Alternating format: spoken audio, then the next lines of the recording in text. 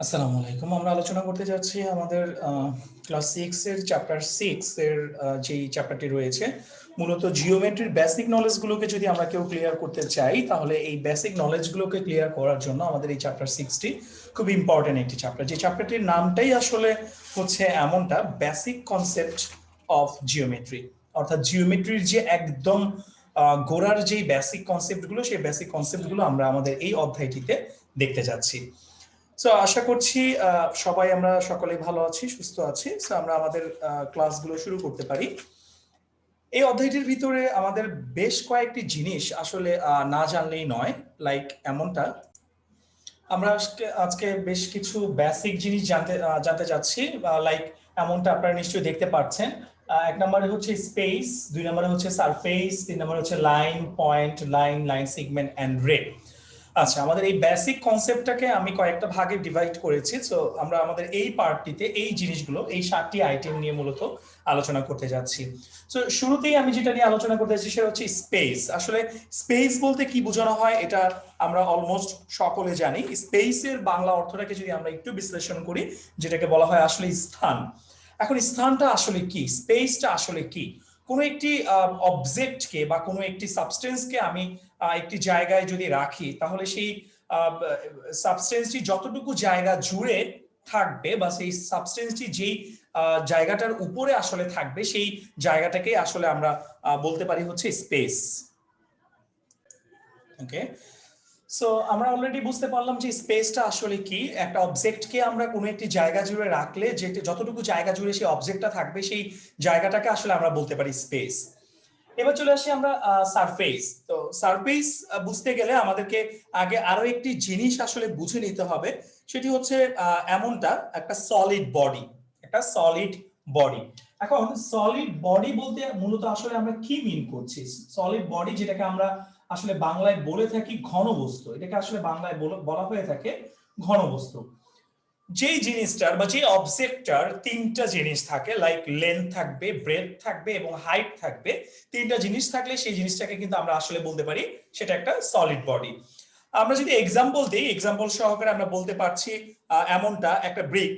এই ব্রিক নিশ্চয়ই আমরা সকলে চিনি। একটা ব্রিক কিংবা একটা বই কিংবা একটা ম্যাচ বক্স কিংবা এই যে আমার হাতে একটি মার্কার আপনারা দেখতে পাচ্ছেন, সেই মার্কারটি, এটিও কিন্তু একটি সলিড বডি। অর্থাৎ যেই জিনিসটিকে আমরা তিনটি জিনিস আইডেন্টিফাই করতে পারবো বা যেটা থেকে আমরা তিনটা জিনিসকে ডিফাইন করতে পারবো, সেটাকেই কিন্তু আমরা বলতে পারি কি সলিড বডি।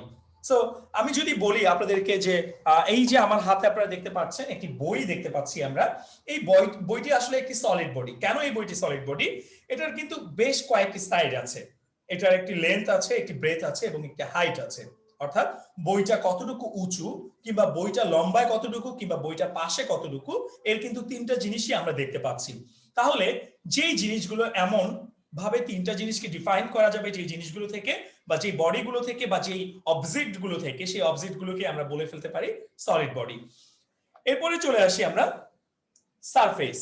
এখন সারফেস জিনিসটা আসলে কি? সারফেস বলতে মূলত বোঝানো হয় যেটাকে বাংলায় বলা হয়ে থাকে তল। তল, তল মিন্স কোন একটি অবজেক্টকে যতটুকু স্পেস জুড়ে রাখা হচ্ছে, সেই স্পেসটার যে এরিয়া, সেই স্পেসটা যতটুকু এরিয়া জুড়ে আছে, সেটাকে আমরা একটা তল বলতে পারি। আমি যদি এই সলিড বডিটার কথা বলি বা এই বইটার কথা যদি আমি বলি, এটার আসলে কয়টা সারফেস আছে আমরা দেখতে পাচ্ছি।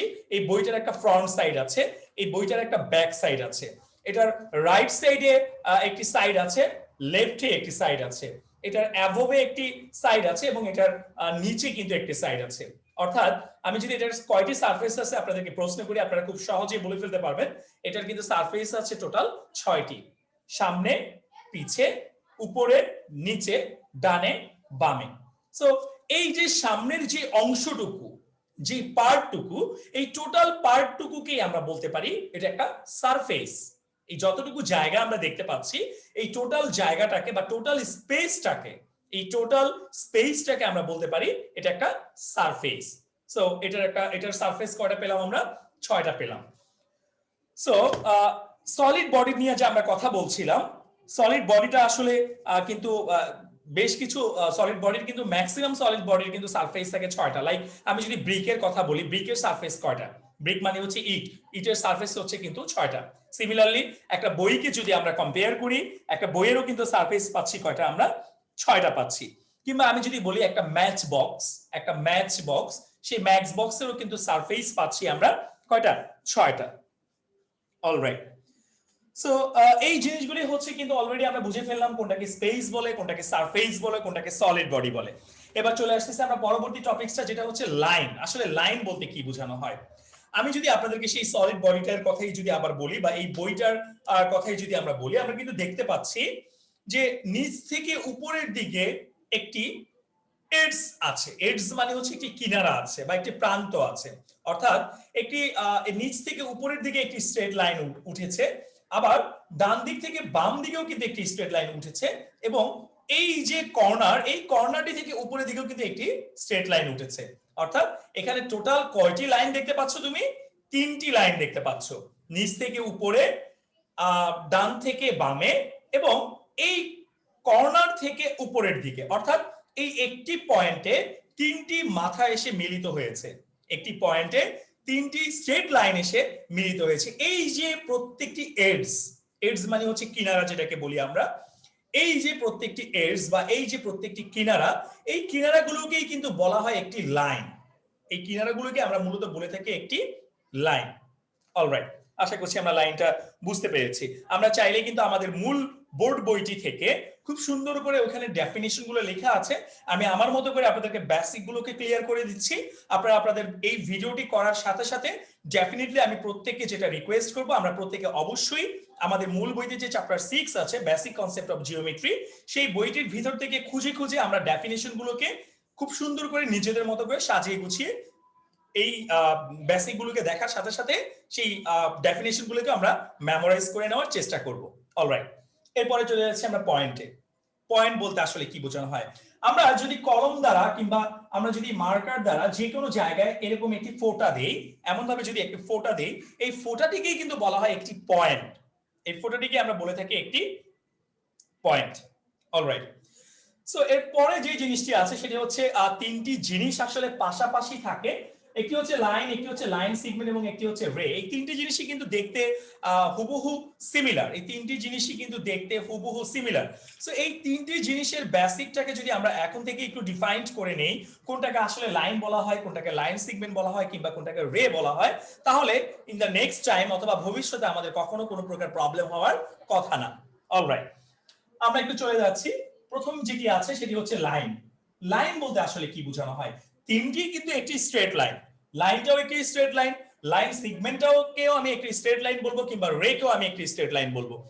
কিন্তু এই 3টি জিনিসের ভিতরে আমি ডিফারেন্সটাকে কিভাবে ডিফাইন করব বা আইডেন্টিফাই করব, সেটা জানার জন্য আমি দেখতেছি, সাপোজ আমি এমন ভাবে একটি স্ট্রেট লাইন নিলাম, এমন ভাবে আমি একটি স্ট্রেট লাইন নিলাম, যে স্ট্রেট লাইনটি ডান দিকে একটি রাইট সাইডে একটি অ্যারো দেওয়া হয়েছে, এবং লেফট সাইডেও এমন ভাবে একটি অ্যারো দেওয়া হয়েছে।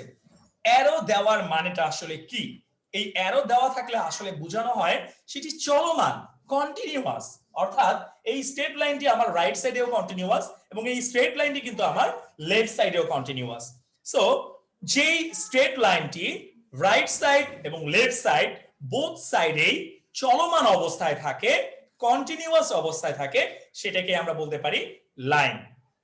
অলরাইট, অর্থাৎ এই লাইনটির নির্দিষ্ট কোনো প্রান্তবিন্দু নেই, নির্দিষ্ট কোনো এডস নেই, নির্দিষ্ট কোনো পয়েন্ট নেই, স্টার্টিং পয়েন্ট কিংবা এন্ডিং পয়েন্ট নেই, বিকজ এটি দুই দিকেই কিন্তু চলমান, দুই দিকেই কন্টিনিউয়াস। সো যে স্ট্রেট লাইনটির দুই দিকেই চলমান অবস্থায় থাকে, কিংবা যার কোনো নির্দিষ্ট একটি প্রান্তবিন্দু থাকে না, সেটাকেই কিন্তু আমরা বলতে পারি লাইন। অর্থাৎ যার কোনো এন্ডিং পয়েন্ট থাকবে না, সেটাকে আমরা কিন্তু বলতে পারি লাইন। এবং এটার কিন্তু কোনো ডেফিনিট কোনো লেন্থ নেই, এটা নির্দিষ্ট কোনো লেন্থ কিন্তু নেই, এটা দুই দিকেই যেহেতু চলমান, সো এটার কোনো নির্দিষ্ট লেন্থ নেই। এরপর আমরা চলে যাচ্ছি লাইন সিগমেন্ট। লাইন সিগমেন্টটা আসলে দেখতে কি রকম হতে পারে? একই রকমের কিন্তু, অর্থাৎ এই যে দেখেন, আমি যদি এটাকে একটি স্ট্রেট লাইন বলি, যার একটি স্টার্টিং পয়েন্ট আছে এবং যার একটি এন্ডিং পয়েন্ট আছে, যার একটি স্টার্টিং পয়েন্ট আছে এবং এন্ডিং পয়েন্ট আছে, আমি কিন্তু কোনো দিকেই অ্যারো সাইনটিকে দেইনি। অর্থাৎ এটা অ্যারো দেওয়া না মানে কি? এটা এই পয়েন্ট থেকে স্টার্ট হবে এবং এই পয়েন্টে গিয়ে শেষ হবে। সো যেই স্ট্রেট লাইনটা আমি দেখব কোন স্টার্টিং মানে স্টার্টিং পয়েন্ট আছে এবং এন্ডিং পয়েন্ট আছে, অর্থাৎ এটার একটি ডেফিনিট লেন্থ আছে, এই জিনিসটুকুর একটি ডেফিনিট লেন্থ আছে। সো ডেফিনিট লেন্থ বিশিষ্ট কোন স্ট্রেট লাইনকে বলা হয় লাইন সেগমেন্ট।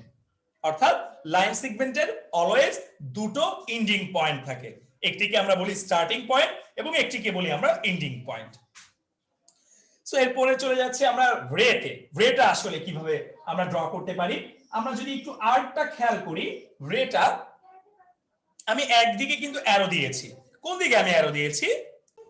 সো আমরা যদি এই সর্বশেষ যে স্ট্রেট লাইনটি আছে সেটি যদি খেয়াল করি, এটি কিন্তু রাইট সাইডে আমরা দেখতে পাচ্ছি, রাইট সাইডে এটি কন্টিনিউয়াস অবস্থায় আছে, অর্থাৎ এটারও কিন্তু নির্দিষ্ট কোনো লেন্থ নেই, এটারও কোনো ডেফিনিট লেন্থ নেই। কিন্তু প্রথম চিত্রের সাথে এই চিত্রের পার্থক্য হচ্ছে এটাই, এটার একটি স্টার্টিং পয়েন্ট আছে, এটার একটি স্টার্টিং পয়েন্ট আছে কিন্তু কোনো এন্ডিং পয়েন্ট নেই, অর্থাৎ এটা রাইট দিকে রাইট সাইডে কন্টিনিউয়াস। সো যার স্টার্টিং পয়েন্ট আছে কিন্তু এন্ডিং পয়েন্ট নেই, সেটাকে আমরা বলবো কি?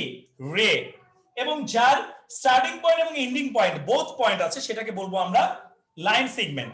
এবং যার স্টার্টিং পয়েন্ট এবং এন্ডিং পয়েন্ট কোনোটাই নেই সেটাকে বলবো আমরা কি? লাইন। সো প্রথমটার অর্থাৎ লাইনের কোনো ডেফিনিট লেন্থ নেই, লাইন সেগমেন্টের একটি ডেফিনিট লেন্থ আছে, বাট রের কোনো ডেফিনিট লেন্থ নেই। তিনটি জিনিস কিন্তু দেখতে স্ট্রেট লাইনের মতোই। সো এক একটা এক এক জায়গায় এক এক রকম ভাবে ব্যবহার করা হয়। অনেকেই আমরা অনেক আপার ক্লাসে পড়ি, বাট এই ছোট ছোট বেসিক জিনিসগুলো আমরা আসলে জানি না বা ভুলে যাই। সো আমি রিকোয়েস্ট করবো জিওমেট্রিকে যদি আমরা ভালো মতো বুঝতে চাই, তাহলে আমাদের এই বেসিক কনসেপ্ট গুলোকে ক্লিয়ার করে নিতে হবে। আজকের মতো আমরা এখানে বিদায় নিচ্ছি। আসসালামু আলাইকুম।